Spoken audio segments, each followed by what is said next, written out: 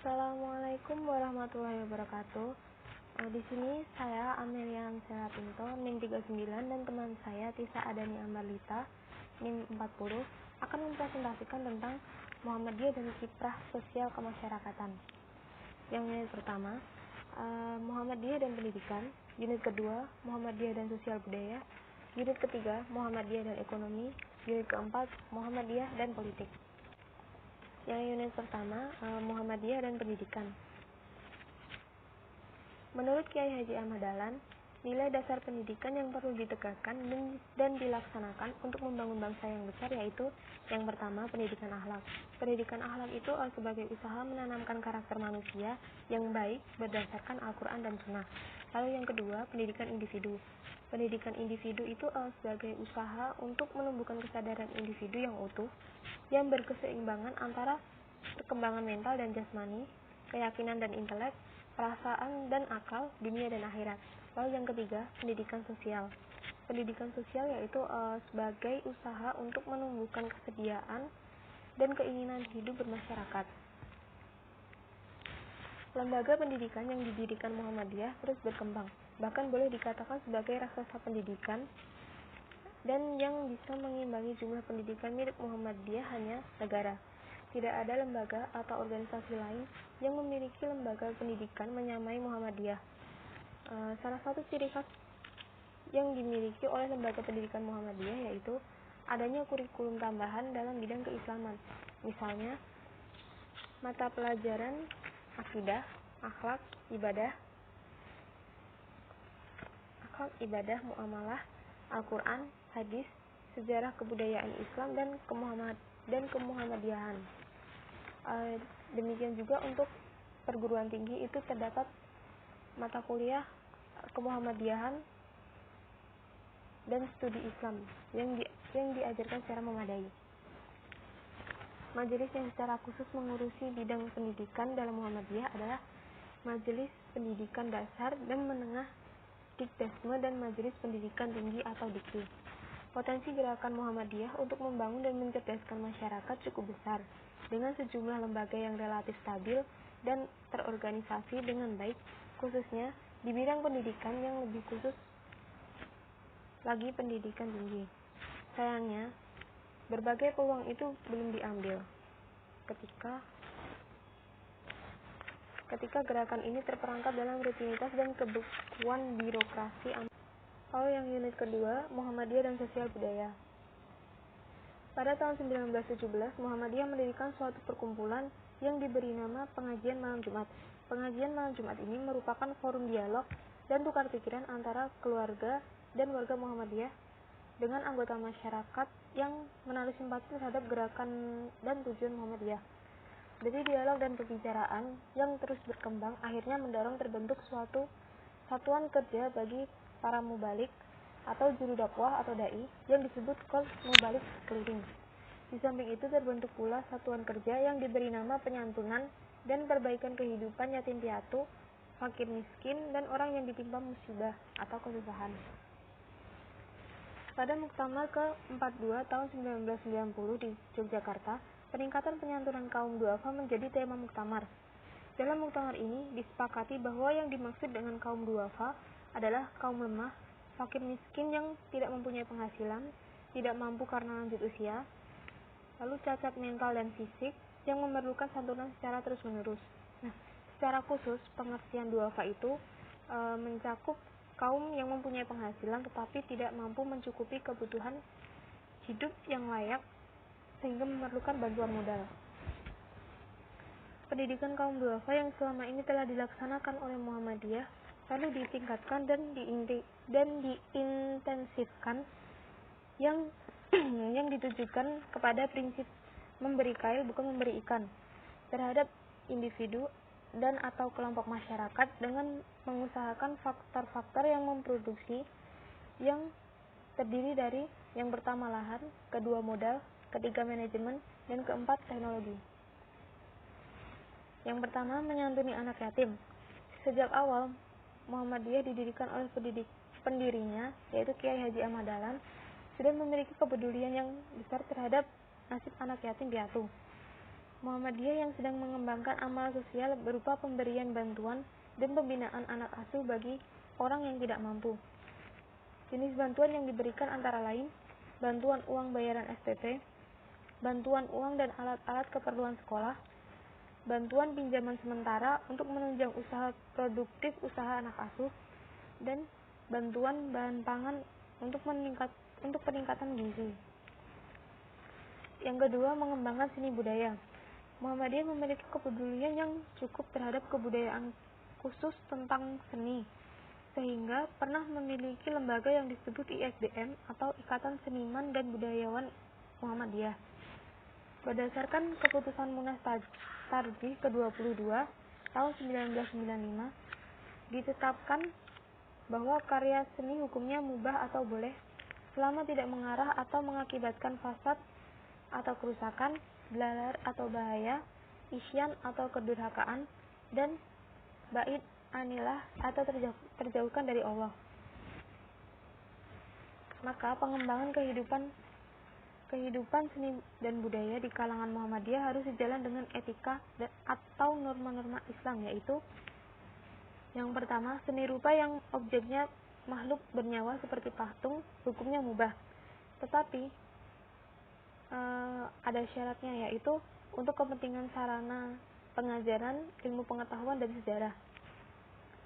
Nah, mubah itu bisa menjadi haram bila mengandung unsur yang membawa isyan atau kedurhakaan dan kemusyrikan.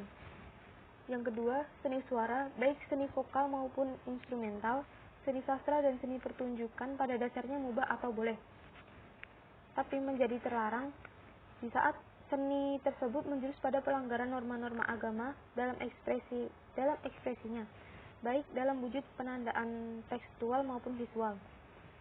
Lalu yang ketiga, setiap warga Muhammadiyah baik dalam menciptakan maupun menikmati seni dan budaya dapat menumbuhkan perasaan halus. Selain dapat menumbuhkan perasaan halus ini, ada juga keindahan itu menjadikan seni dan budaya sebagai sarana mendekatkan diri kepada Allah dan sebagai media atau sarana dakwah untuk membangun kehidupan yang berperadaban. Lalu yang keempat, menghidupkan sastra Islam, bagian dari strategi membangun peradaban dan kebudayaan Muslim. Assalamualaikum. Di sini saya akan presentasikan tentang yang pertama, itu Muhammadiyah dan ekonomi. Yang Muhammadiyah dan ekonomi. Kita perkenalan dulu tentang Muhammadiyah dan ekonomi sebelum kita lanjut ke depannya. Nah, kegiatan ekonomi untuk memperkuat finansial bagi sebuah organisasi seperti Muhammadiyah pada hakikatnya merupakan bagian terpenting untuk memperlancar gerakan Muhammadiyah dalam mencapai tujuannya. Di samping itu, gerakan ekonomi persyarikatan Muhammadiyah juga akan berdampak pada pemberdayaan ekonomi warganya. Dengan upaya menciptakan lapangan kerja dan mengatasi problem pengangguran yang semakin membengkak pada saat itu, dan angka kemiskinan yang semakin membengkak. Oke, next itu ada 3 jalur Muhammadiyah dalam perekonomiannya. Nah, pada Muktamar kepengurusan ke-43, kegiatan Majelis Pembinaan Ekonomi mulai diarahkan. Hal ini dilakukan dengan penyusunan sebuah program yang didasarkan pada konsep dan visi dan misi tertentu. Pada dasarnya, Majelis Pembinaan Ekonomi membina ekonomi umat melalui 3 jalur. Nah, yaitu 3 jalur di slide sudah ada. Itu yang pertama, mengembangkan badan usaha milik Muhammadiyah yang merepresentasikan kekuatan ekonomi organisasi Muhammadiyah. Yang kedua, itu mengembangkan wadah koperasi bagi anggota Muhammadiyah.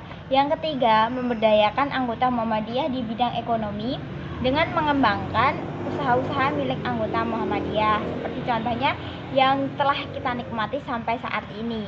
Nah, di situ ada aset atau sumber daya yang dimiliki oleh organisasi Muhammadiyah nih. Itu ada 3.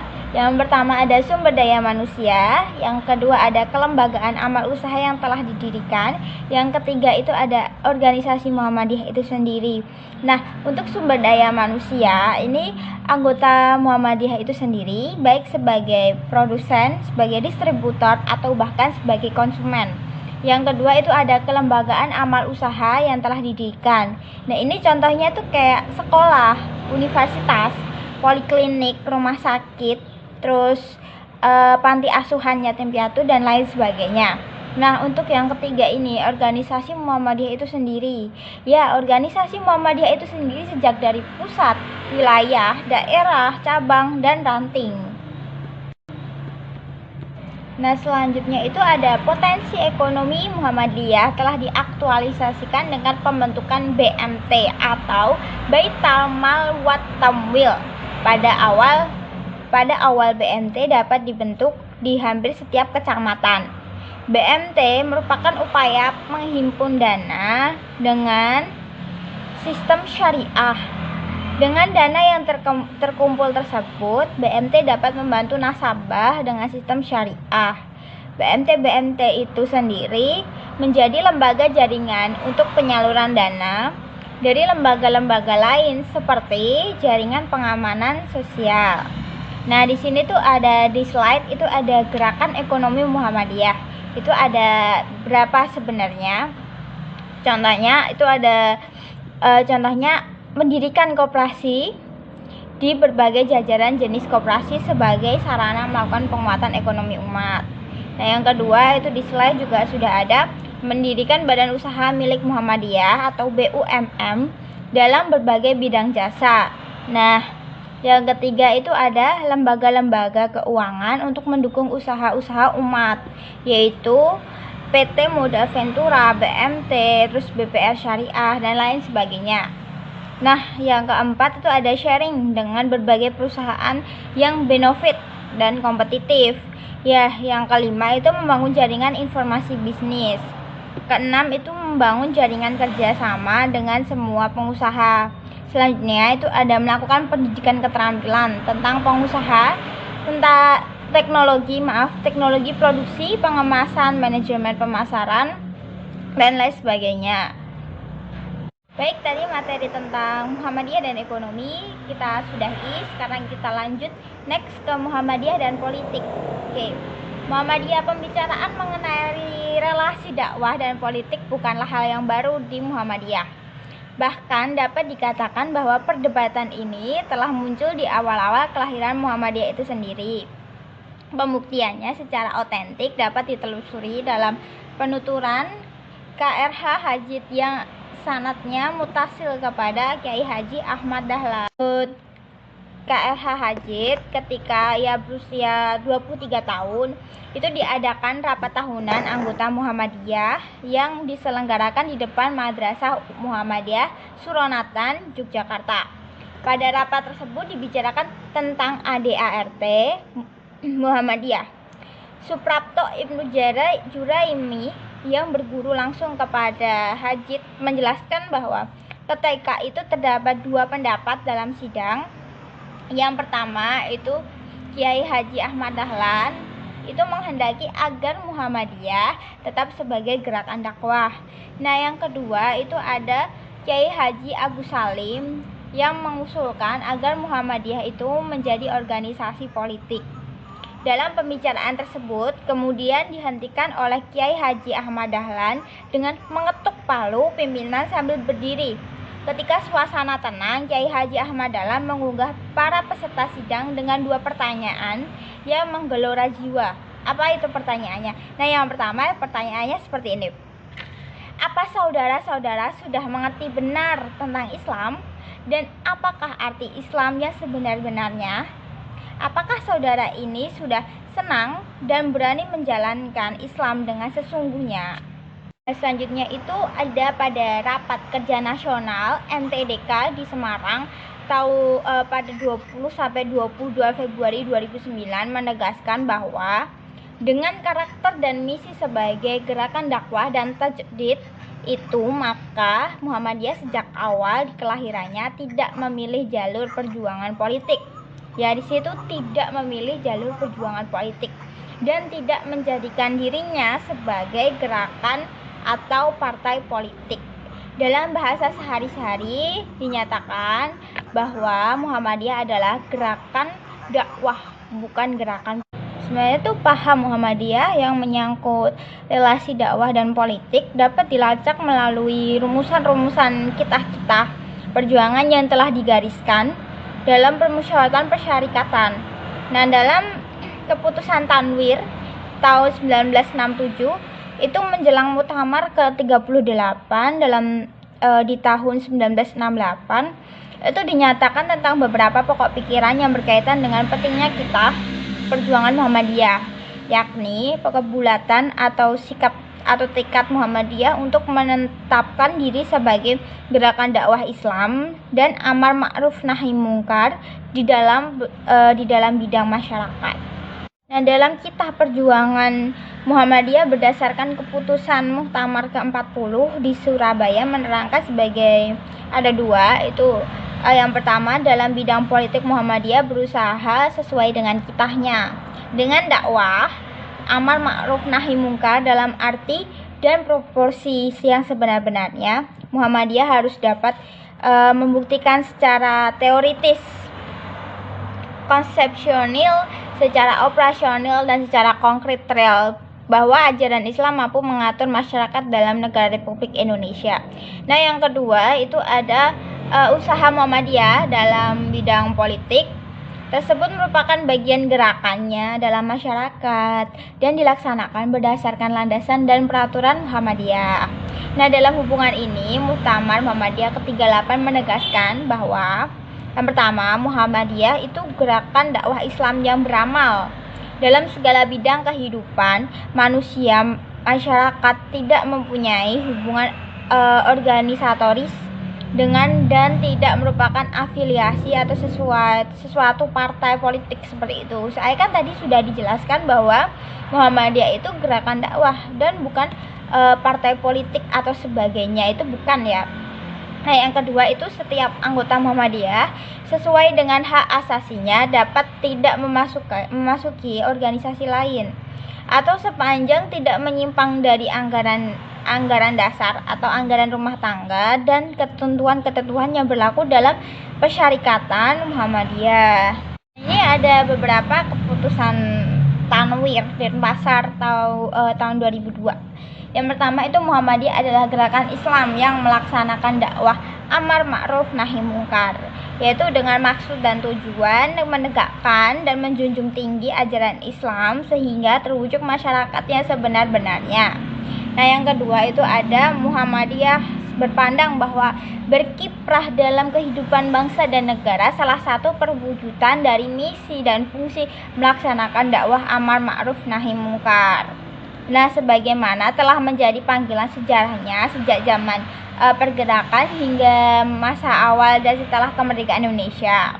Nah, yang ketiga itu peran dalam kehidupan berbangsa dan bernegara dapat dilakukan melalui dua strategi dan lapangan perjuangan.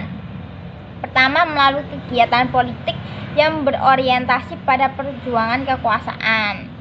Nah, yang kedua, melalui kegiatan-kegiatan kemasyarakatan yang bersifat pembinaan atau pemberdayaan masyarakat maupun politik tidak langsung. Yang keempat itu ada Muhammadiyah secara khusus mengambil peran lapangan kemasyarakatan dengan pandangan bahwa aspek kemasyarakatan yang mengarah kepada pemberdayaan masyarakat tidak kalah penting dan strategis daripada aspek perjuangan politik kekuasaan. Senantiasa bersikap perjuangan di lapangan kemasyarakatan diarahkan untuk membentuk masyarakat utama atau memadani sebagai pilar utama terbentuknya negara berkedaulatan rakyat. Nah, yang selanjutnya itu ada yang kelima. Kelima itu Muhammadiyah sebagai organisasi sosial keagamaan yang mengemban misi dakwah amar ma'ruf nahi mungkar. Senantiasa bersikap aktif dan konstruktif dalam usaha pembangunan dan reformasi nasional sesuai dengan kitah atau garis perjuangannya. Nah, nanti kalau ada yang bertanya tentang kitah itu apa sih? Itu garis ya. Nah, ini Muhammadiyah berdasarkan kitahnya itu ada beberapa. Itu Muhammadiyah meyakini bahwa politik dalam kehidupan bangsa dan negara merupakan salah satu aspek dari ajaran Islam dalam urusan keduniawian yang harus selalu dimotivasi, terus dijiwai dan lain sebagainya. Dan yang kedua itu meyakini bahwa negara dan usaha-usaha membangun kehidupan berbangsa dan bernegara, baik melalui perjuangan politik maupun melalui pengembangan masyarakat. Nah, yang selanjutnya itu yang ketiga itu memilih perjuangan dalam kehidupan berbangsa dan bernegara melalui usaha-usaha pembinaan atau pemberdayaan masyarakat guna terwujudnya masyarakat madani. Next, selanjutnya itu ada yang Muhammadiyah mendorong secara kritis atas perjuangan politik yang bersifat praktis atau berorientasi pada kekuasaan. Nah, sekian tentang Muhammadiyah dan ekonomi, dan yang satunya itu Muhammadiyah dan politik. Nah, untuk lebih paham lebih mendalam lagi, bisa kalian baca di buku pegangan Studi Kemuhammadiyahan. Nah, ini pada halaman 204 untuk Muhammadiyah dan ekonominya, dan untuk yang halaman 207 itu untuk Muhammadiyah dan politik. Sekian dari kami. Wassalamualaikum warahmatullahi wabarakatuh. Bye bye.